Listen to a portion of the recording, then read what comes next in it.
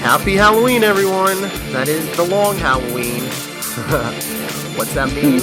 Well, once a month for the next year, you're going to get a special Before the Bat and a World's Finest crossover where we're going to review an issue of the long Halloween every month.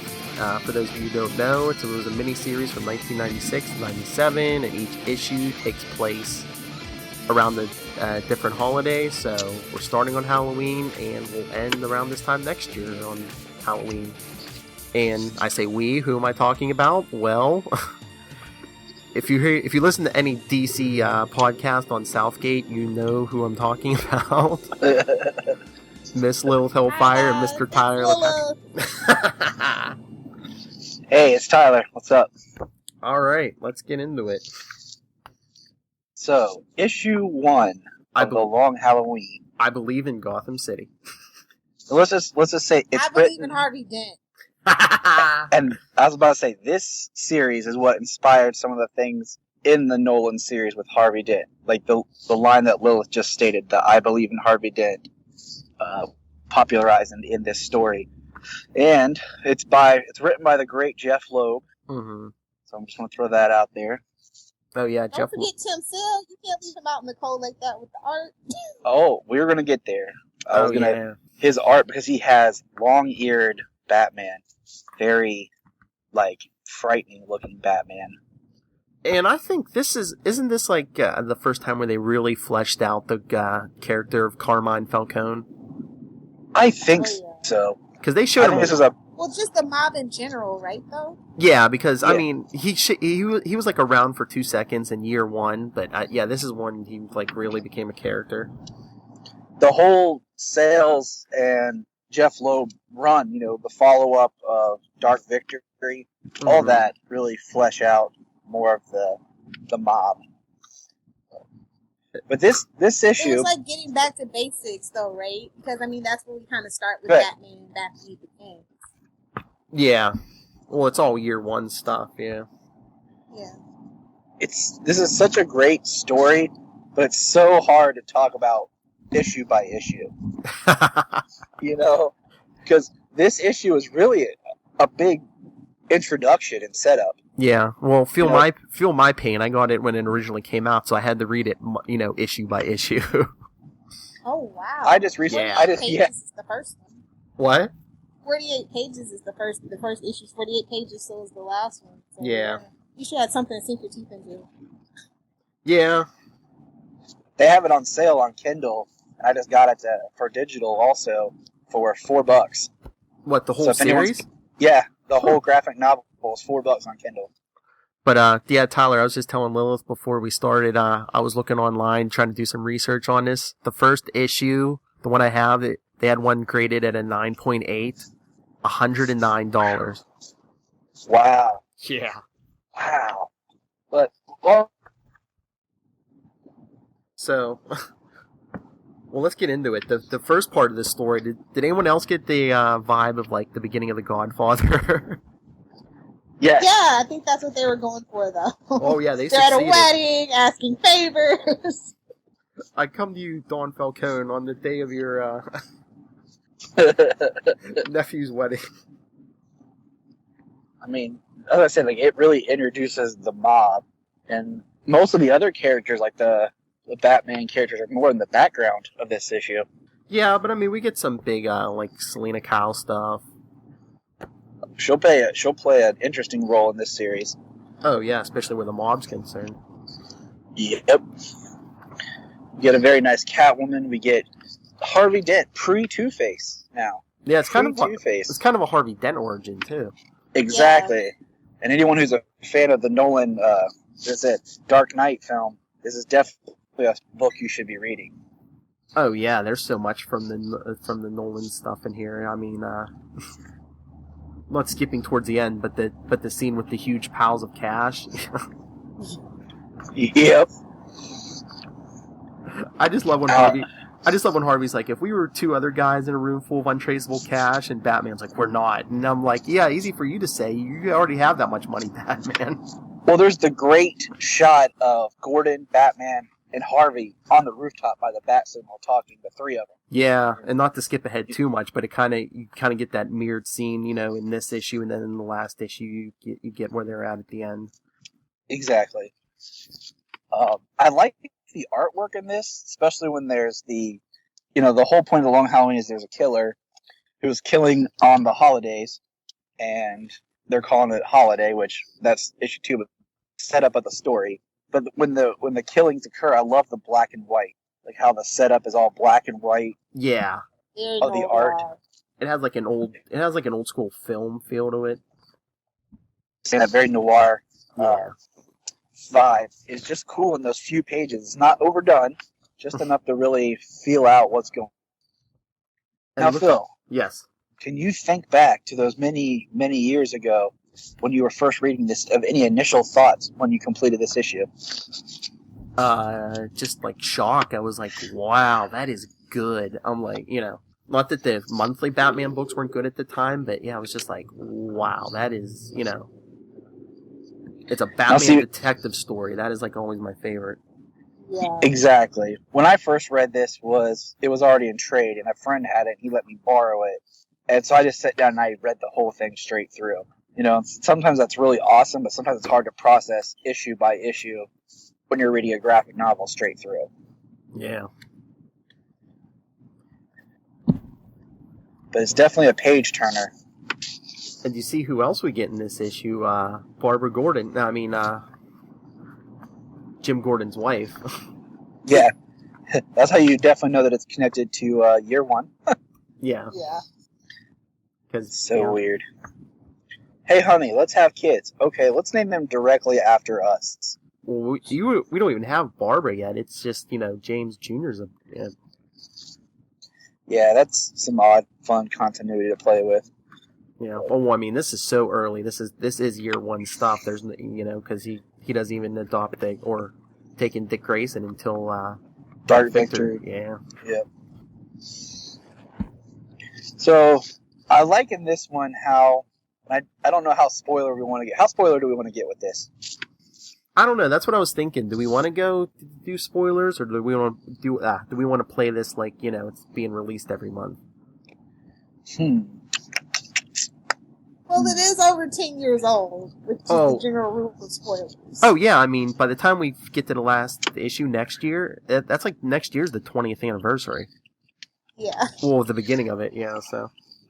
So I mean, I don't know. I'm cool with whatever. We can go. All right, we can go spoilers, but we're just warning everyone now. If you don't want to hear spoilers, there we go. Sorry. We'll split it. Don't listen to the rest.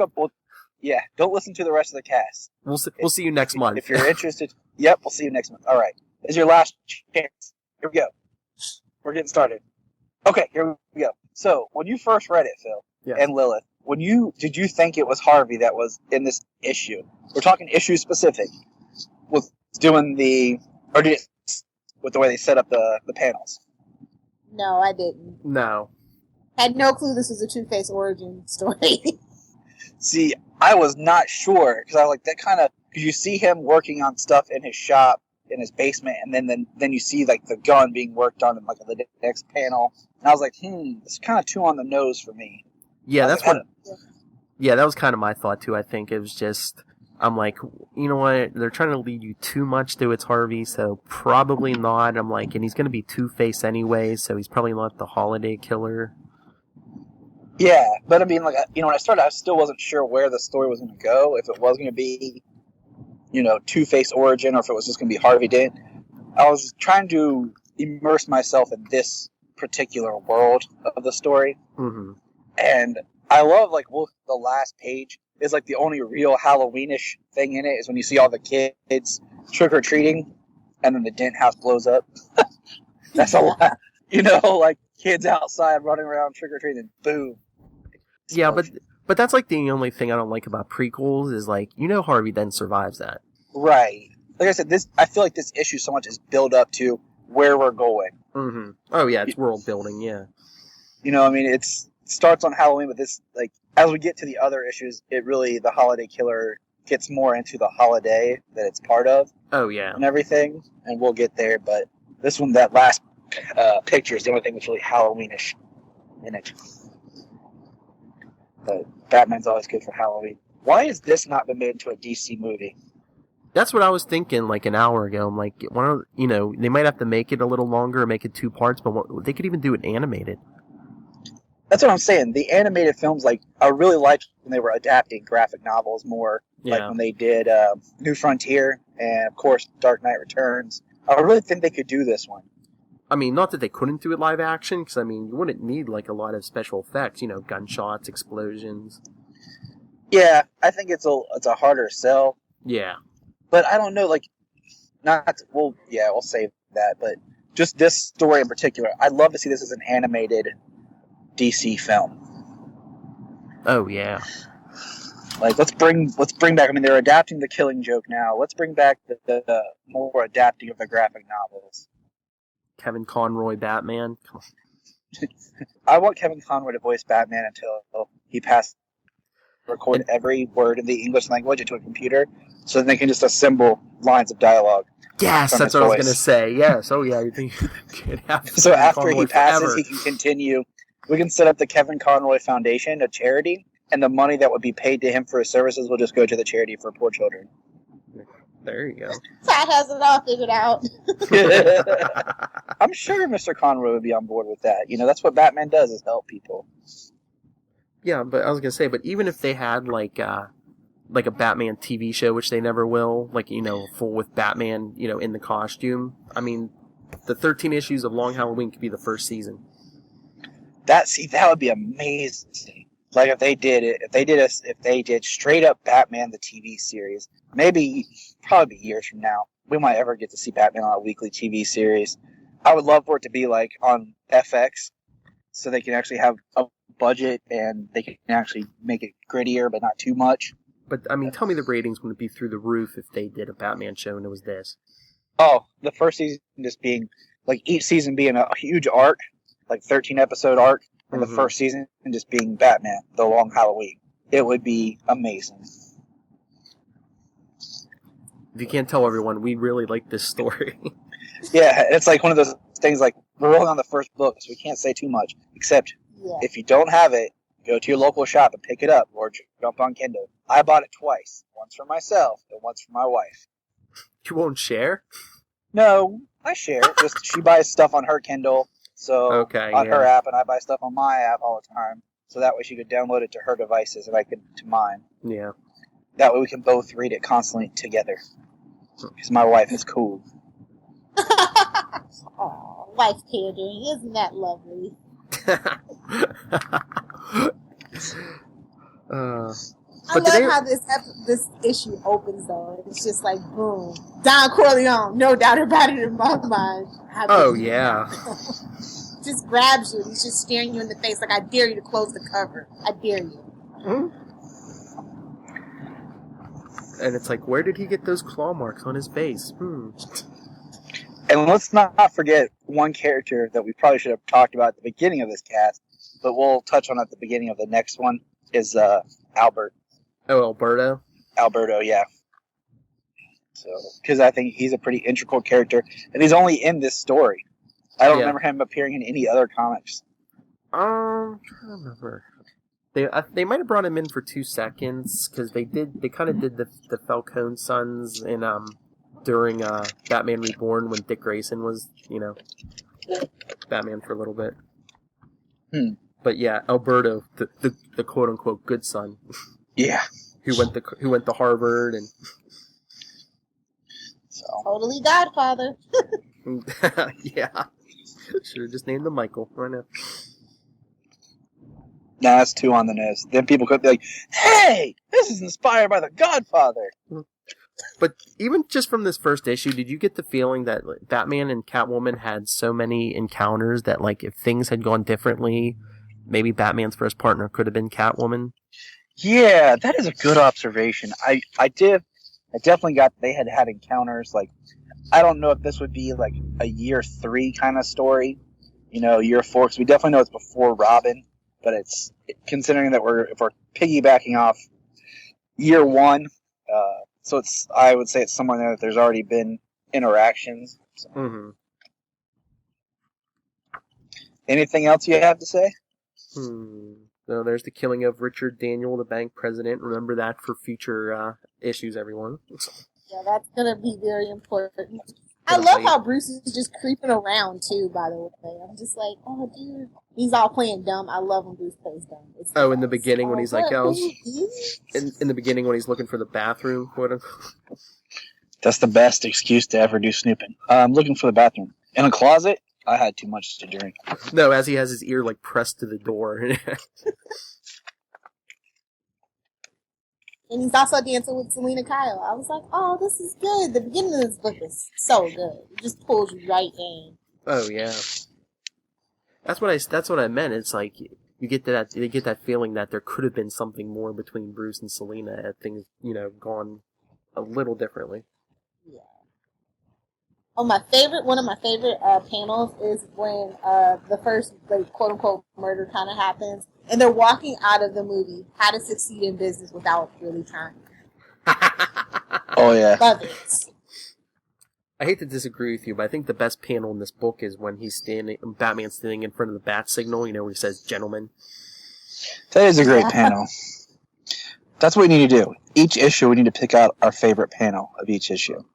Because, I would hang that as a poster on my wall as him standing in front of the bat signal. After he snuck up on Gordon and Dent. He does that a lot. Oh, the Gordon, definitely.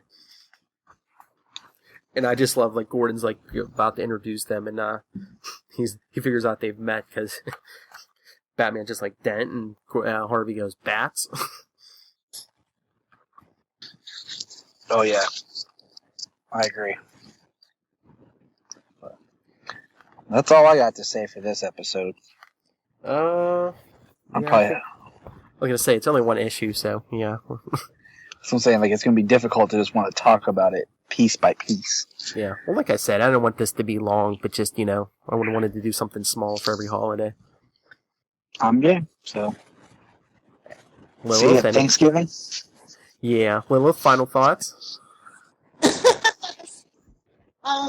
Yeah, great way to start off a year-long series. Definitely going to be interested and intrigued the whole way. All right.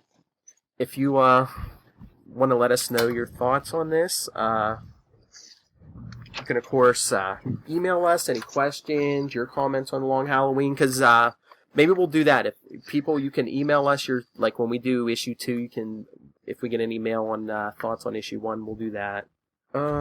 Just email us at the World's Finest email, worldsfinestpod@gmail.com. Sounds good. Or tweet brief thoughts to @worldsfinestpod. That's right. So, I guess for all of us, have a happy Halloween, and we'll see you at Thanksgiving, where you'll get more than turkey. Good night. Be safe.